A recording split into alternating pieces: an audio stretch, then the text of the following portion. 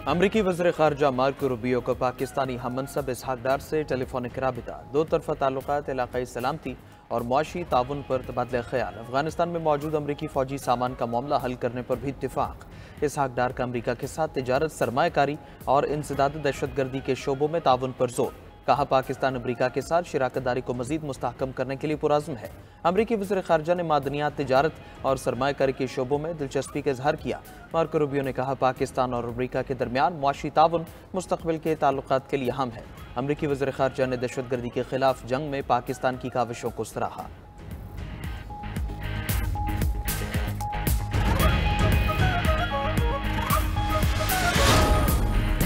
Trump की tariff war से दुनिया भर में सरमाया डूब गया। बदतरीन खसारे के बाद अरब और एशियाई stock markets crash. Saudi stock market में 500 अरब रियाल का नुकसान। इससे पहले सऊदी सरमायाकारों के 133 अरब डॉलर डूबे थे। सऊदी तेल की कंपनी अरामको के शेयर्स की मालियत में 90 अरब डॉलर गिरावट। तेल की कीमतें गिरने से सऊदी स्टॉक में बदतरीन मंदी हुई। सऊदी बेंचमार्क इंडेक्स में 700 पॉइंट्स की कमी।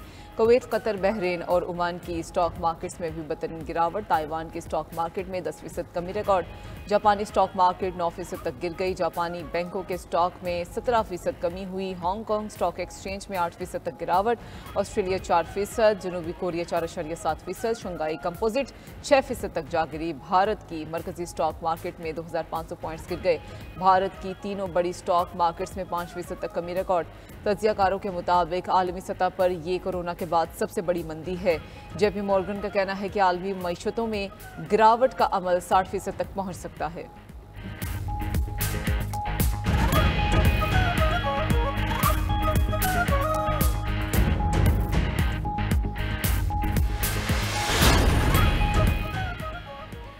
ट्रंप टैरिफ के मनफी असरात से पाकिस्तान भी शदीद मुतासर। पाकिस्तानी स्टॉक मार्केट में तारीखी तेजी तारीखी मंदी में बदल गई। मार्केट में पहले सेशन के अख्ताम तक 100 इंडेक्स 8000 पॉइंट्स गिर गया। 100 इंडेक्स 1,10,000 पॉइंट्स की सतह पर चला गया। बया वक्त 6 नफसियाती हदें गिरने पर ट्रेडिंग आर्जी तौर पर रोकी गई। दूसरे सेशन में मार्केट ने 4000 पॉइंट्स रिकवर कर लिए। कारोबार के अख्ताम पर इंडेक्स में 3882 पॉइंट्स की कमी रिकॉर्ड। 100 इंडेक्स 1,14,909 पॉइंट्स पर बंद हुआ। दिन भर मजबूत तौर पर 450 कंपनीज के शेयर्स में कारोबार हुआ। 357 कंपनीज के शेयर्स में कमी, 52 के हिस्सेस में इजाफा। तज्जियाकारों के मुताबिक हिस्सेस मार्केट में 8600 पॉइंट्स की कमी मुल्क की तारीख में एक रोज में होने वाली सबसे बड़ी कमी है।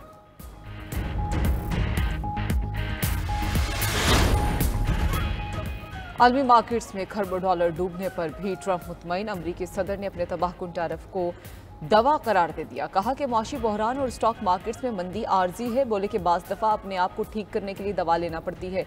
मुल्क में भारी सरमायाकारी आने वाली है। हम अमीर कौम बनने जा रहे हैं। चीन के साथ तिजारती खसारा ख़त्म होने तक डील नहीं करेंगे। ट्रंप की चीन पर इजाफी 50% टैरिफ लगाने की धमकी। कहा कि चीन ने जवाबी 34% टैरिफ वापस न लिया तो इजाफी टैरिफ लगाएंगे। उधर ट्रंप के अरबपति दोस्त भी टैरिफ तलवार की जद में आ गए। इलॉन मस्क की कंपनी टेस्ला को 31 अरब डॉलर नुकसान का सामना। मार्क जुकरबर्ग की मेटा को भी 27 अरब डॉलर कमी का धचका पहुंचा।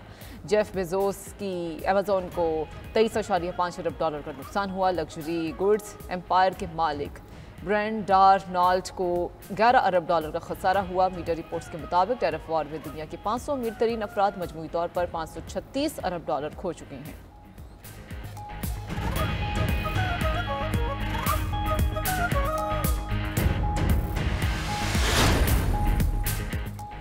वज़ीर-ए-आज़म शहबाज शरीफ ने बिजली मजीद सस्ती करने का इंदिया दे दिया। मैरीटाइम सेक्टर में इस्लाहात से मुतालिक इजलास में गुफ्तगू करते हुए वज़ीर-ए-आज़म ने कहा, हुकूमत ने बिजली की कीमत कम करके अवाम को बड़ा रिलीफ दिया। बिजली की कीमतों में कमी से हर शोबे को फ़ायदा होगा।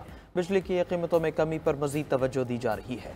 हमने मैक्रो इकनॉमिक इस्तेहकाम हासिल कर लिया। मैरीटाइम सेक्टर पर बात करते हुए वज़ीर-ए-आज़म ने कहा, समंदर से जुड़ी इकॉनमी में जमूद ख़त्म करेंगे। अल्लाह ने हमें तवील साहिल, समंदर और लामहदूद वसाइल अता किए हैं। आलमी मईशत की तरक्की समुद्री वसाइल और उन तक रसाई से जुड़ी है। तमाम बंदरगाहों पर जदीद तरीन स्कैनर लगाने की रफ्तार को तेज़ किया जाए।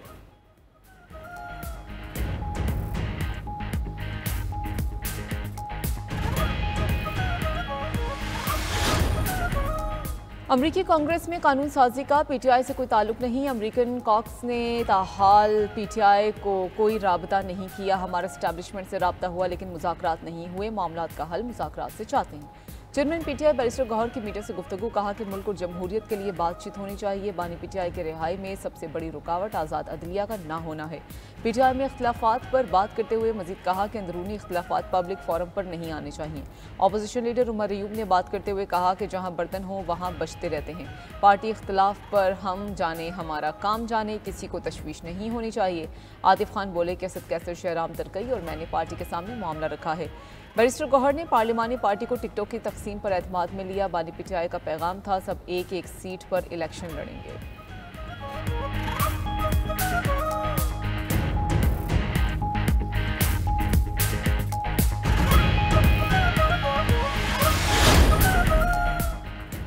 इस्लामाबाद हाई कोर्ट के जजेस की दरखास्तें 14 अप्रैल को समाअत के लिए मुकर्रर। सुप्रीम कोर्ट का 5 रुकनी आईनी बेंच जजेस तबादले के केस की समाअत करेगा। जस्टिस मोहम्मद अली मजहर 5 रुकनी आईनी बेंच की सरबराही करेंगे। Justice Naeem Afghan, justice Shahid Bilal bench में शामिल। जस्टिस सलाहुद्दीन पवर और जस्टिस शकील अहमद भी बेंच का हिस्सा हैं। बेंच इस्लामाबाद हाई कोर्ट के जजेस के तबादलों के खिलाफ तमाम दरखास्तों पर समाअत करेगा। इस्लामाबाद हाई कोर्ट के जस्टिस मोहसिन अख्तर कियानी और दीगर जजेस ने अपने तबादलों के अहकामात को चैलेंज किया था। जजेस ने मौक़िफ़ इख्तियार किया था कि उनके तबादले के फैसले गैर कानूनी हैं।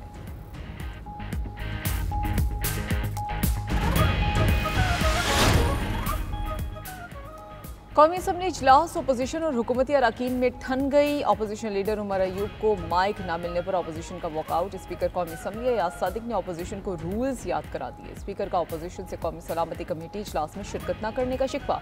कहा कि पीटीआई को कौमी सलामती की पार्लिमानी कमेटी के इजलास में आना चाहिए था। वज़ीर मुमलिकत दाखिला तलाल चौधरी ने पीटीआई पर दहशतगर्दों के लिए नरम गोशा रखने का इल्ज़ाम लगा दिया। कहा कि सबको पता है दहशतगर्दों को मुल्क में वापस कौन लाया। फंड्स की फराहमी के बावजूद खैबर पख्तूनख्वा में CTD ना बन सका। वज़ीर इत्तलात अता तारड़ ने कहा कि पानी की तकसीम के मुआहदे पर तमाम सूबों के दस्तखत मौजूद हैं। कोशिश है इस मसले का हल अफ़हाम व तफ़हीम से निकलेगा।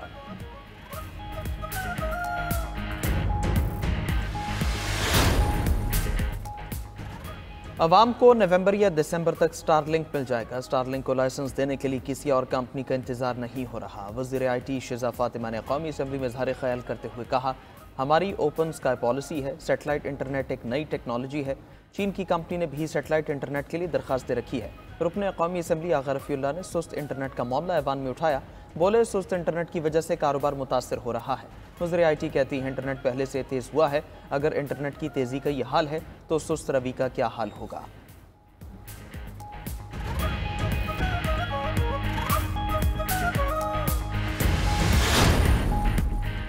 बाइनेंस के बानी चांगपेंग जाओ पाकिस्तान क्रिप्टो काउंसिल के स्ट्रेटेजिक मुशीर मुकर्रर। बाइनेंस के बानी का शुमार डिजिटल फाइनेंस के बाअसर रहनुमाओं में होता है। वज़ीर ख़जाना मोहम्मद औरंगज़ेब की ज़ेर सदारत इजलास में उनकी तैनाती का ऐलान किया गया। वफाकी वज़ीर ख़जाना और पाकिस्तान क्रिप्टो काउंसिल के चेयरमैन मोहम्मद औरंगज़ेब का कहना है, ये पाकिस्तान के लिए एक तारीखी लम्हा है। हम दुनिया को वाज़ेह पैगाम दे रहे हैं कि पाकिस्तान जिद्दत के लिए तैयार है। CZ की शमूलियत के साथ हम Web3, डिजिटल फाइनेंस और ब्लॉकचेन पर मबनी तरक्की के जरिए पाकिस्तान को इलाकाई ताकत बनाने के अपने विजन को तेज़ कर रहे हैं। पाकिस्तान क्रिप्टो काउंसिल के CEO बिलाल बिन साकिब ने कहा कि पाकिस्तान मालियाती दुनिया के मुस्तकबिल के लिए अपने दरवाजे खोल रहा है।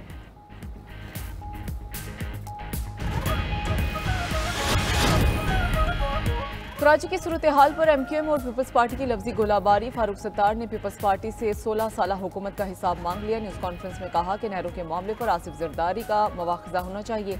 मुर्तज़ा वहाब मैंडेट चोरी करके मेयर कराची बने, अब उनको गवर्नर फोबिया हो गया है। पीपल्स पार्टी आज चाइना नहीं रशियन और अमेरिकन कटिंग कर रही है।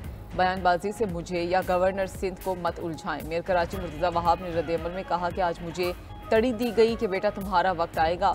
गवर्नर सिंध ने मुझसे बात करनी है तो बराह रास्त करें। IT कोर्सेज कराने से गवर्नर हाउस यूनिवर्सिटी नहीं बन जाएगा। फारूक सत्तार साहब, ये 12 मई का कराची नहीं, कराची में अब लाशों की सियासत नहीं होती।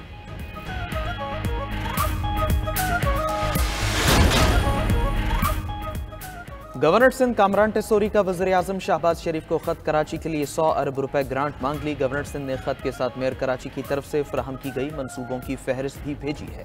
गवर्नर सिंध ने खत में लिखा, पाकिस्तानी मईशत में कराची रीढ़ की हड्डी है। 100 अरब की ग्रांट से शहर में इंफ्रास्ट्रक्चर बेहतर होगा। मुआशी और माशरती चैलेंजेस निमटने में आसानी होगी। अगर वज़ीर आज़म 100 अरब की खुसूसी ग्रांट दें तो बहुत से मसाइल हल हो सकते हैं।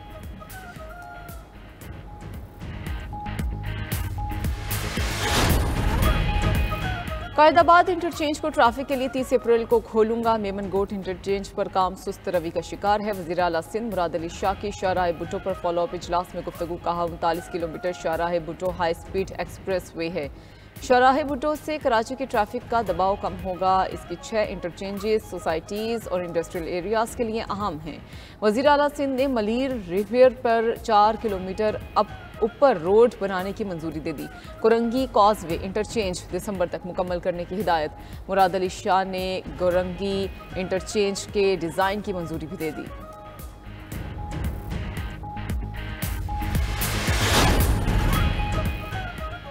पंजाब में गंदम की आज़ादाना नकलो हमल की इजाज़त। सूबे में प्राइवेट सेक्टर के जरिए गंदम की खरीदारी का फैसला। फ्री मार्केट और डीरेगुलेशन की पॉलिसी जारी रखने का भी फैसला कर लिया गया। वज़ीर आला पंजाब की ज़ेर सदारत गंदम की सूरत हाल से मुतालिक जायजा इजलास। मरियम नवाज ने गंदम की रिकॉर्ड पैदावार पर किसानों को ज़बरदस्त खिराज तहसीन पेश किया। मरियम नवाज कहती हैं किसान हमारे भाई हैं, मफाद का हर सूरत तहफ़्फ़ुज़ किया जाएगा। उधर पंजाब के मुख्तलिफ शहरों के लिए 1500 इलेक्ट्रिक बसेस चलाने के मनसूबे की मंजूरी दे दी गई। वज़ीर आला पंजाब मरियम नवाज की ज़ेर सदारत इजलास में अहम फैसले। पहले मरहले में लाहौर और गुजरावाला में इलेक्ट्रिक बसेस चलाई जाएंगी।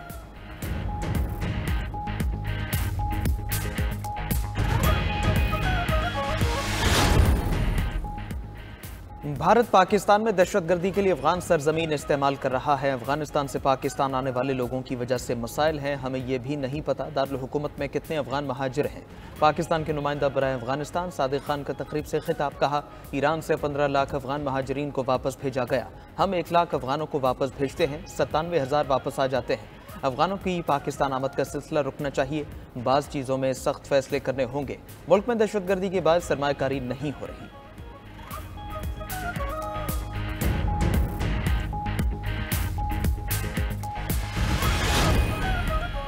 पीका एक्ट के तहत गिरफ्तार सीनियर सहाफ़ी फरहान मलिक को जेल से रिहा कर दिया गया। कराची से गिरफ्तार सहाफ़ी फरहान मलिक की दोनों मुकदमात में जमानत मंजूर हुई। दूसरी जानिब गुलकार सलमान अहमद के खिलाफ पीका एक्ट के तहत मुकदमा दर्ज। उनके खिलाफ सोशल मीडिया पर कौमी सलामती के इदारों और रियासत के खिलाफ प्रोपेगेंडे का इल्ज़ाम लगाया गया है। FIR के मुताबिक मुलजिम ने एक्स प्लेटफॉर्म पर नफरत अंगेज पोस्ट वायरल की।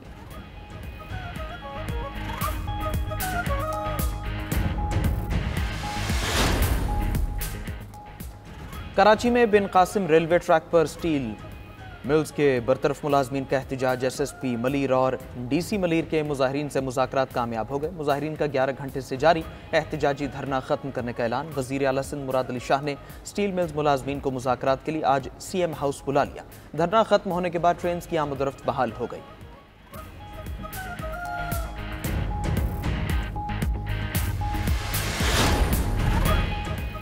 मुल्क के जनूबी अजला में हीट वेव पैदा होने का खदशा। महकमा मौसमियात का कहना है वस्ती और जनूबी पंजाब में पारा 4 से 7 डिग्री सेंटीग्रेड ज़्यादा हो सकता है। बलूचिस्तान और सिंध में भी मामूल से ज़्यादा गर्मी पड़ेगी। वस्ती और जनूबी इलाकों के रिहायशी धूप में निकलने से गुरेज करें। उधर मुल्क के बलाई इलाकों में आज से 11 अप्रैल के दौरान बारिश का भी इम्कान। चित्राल, दीर, शांगला, सवात, मोहम्मद और अगजई में बारिश होगी। हाफिजाबाद, गुजरावाला, मंडी बहाउद्दीन, गुजरात, लाहौर, शेखुपुरा में बारिश मुतवक्की है।